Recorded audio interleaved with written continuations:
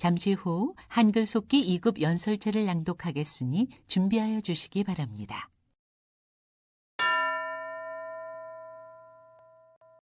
존경하는 반기문 제8대 유엔 사무총장님을 비롯한 선배 장관님들과 오늘 행사를 주최하신 신봉길 외교협회 회장님, 그리고 이 자리에 참석해 주신 선배 동료 여러분, 그동안 안녕하셨습니까? 오랫동안 뵙지 못했던 선배님들을 이렇게 한자리에서 뵙고 새해 인사를 드릴 수 있게 되어 무엇보다 반갑고 이런 기회를 마련해 주신 외교협회 측에 감사의 말씀을 드립니다. 2025년 을사년의 새해가 밝았습니다만 2024년의 끝자락에 경험한 충격과 아픔이 아직 우리 사회 곳곳에 남아있어 마음이 너무 무겁습니다.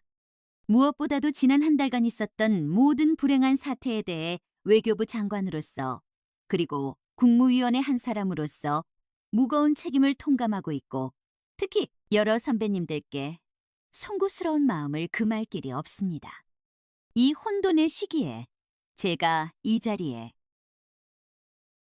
있다는 것을 운명으로 받아들이고 힘든 시간을 견디고 있습니다만 짐이 너무 무겁고 현실은 너무 가혹합니다. 새해는 모든 혼돈을 하루빨리 정리하고 새 질서를 찾아가는 한 해가 되기를 소망합니다. 그 과정에서 제가 해야 할 책무를 다하는 것이 제게 주어진 마지막 소명이라고 생각하고 혼신의 노력을 다하겠다는 다짐을 드리고자 합니다. 존경하는 선배 동료 여러분, 국제사회는 이번 계엄령 선포 이후 수습 과정에서 우리 민주주의의 복원력이 발휘되고 민주적 헌법 절차가 작동하는 것을 높이 평가하면서도 일각에서는 국내 상황이 점점 더 미궁 속으로 빠져들지 않을까 불안해하고 있는 것도 사실입니다. 우리 국내 정치의 불확실성이 커질수록 외환, 금융시장의 변동성도 커지기 때문에 우리 경제의 어려움은 가중될 수밖에 없습니다. 설상가상으로 우리 앞에 밀려오는 대외적인 풍랑은 더욱 거세지고 있습니다. 특히 미국 신행정부 출범을 앞두고 국제질서의 불확실성이 더욱 증대되고 있고 국제관계에 대한 거래적 관점으로 인해 전통적 동맹 우방과의 연대는 물론 규범에 기반한 다자질서마저 흔들릴 가능성이 있다는 우려도 제기되고 있습니다. 우리뿐만 아니라 우리와 가치를 공유하는 선진국들도 같은 불안감을 갖고 있습니다. 이를 틈타 영향력 확대를 시도하는 국가들이 분명히 있을 것이고 그에 따라 강대국 간 전략 경쟁도 한층 심화될 것입니다. 미국 신행정부 출범 후 우크라이나 전쟁 및 중동 사태의 조기 종식 노력이 본격화될 것으로 예상되지만 한반도, 대만 해협, 남중국해 등 인태 지역의 긴장 요인은 그대로 남아있거나 오히려 정세가 악화될 가능성도 배제할 수 없는 상황입니다.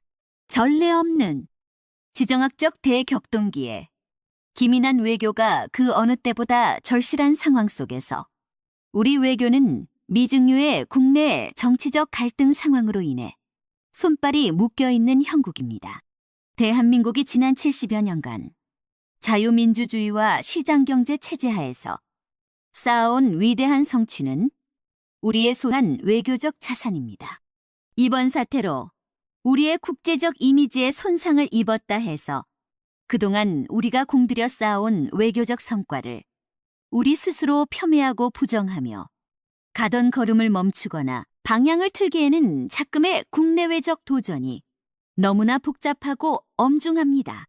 지금은 위기를 절대로 낭비하지 말라는 처칠의 명언을 기억해야 할 때입니다. 외교 정책의 진폭을 줄이고 일관된 비전과 목표를 향해 흔들림 없이 나아가야 합니다. 적어도 국가 백년 대계를 좌우할 외교의 방향에 대해서만큼은 온 국민이 인식을 같이 해야 할 때라고 생각합니다. 이를 위해서는 무엇보다도 외교부가 중심을 잃지 않고 냉정하고 차분하게 조타수 역할을 해내야 한다는 걸 잘 알고 있습니다. 선배님들이 보시기에 안타깝고 답답하기도 하고 꾸짖고 싶으신 일도 많겠지만 지금은 저희 후배들에게 질책보다는 위로와 격려가 필요한 때이니 채찍은 잠시 내려놓으시고 힘을 보태주셨으면 합니다. 어렵고 힘든 때일수록 선배님들의 지혜와 경륜이 절실합니다. 건전한 비판도 중요하지만 그 비판은 객관적이고 정확한 사실에 기초해야 한다고 생각합니다.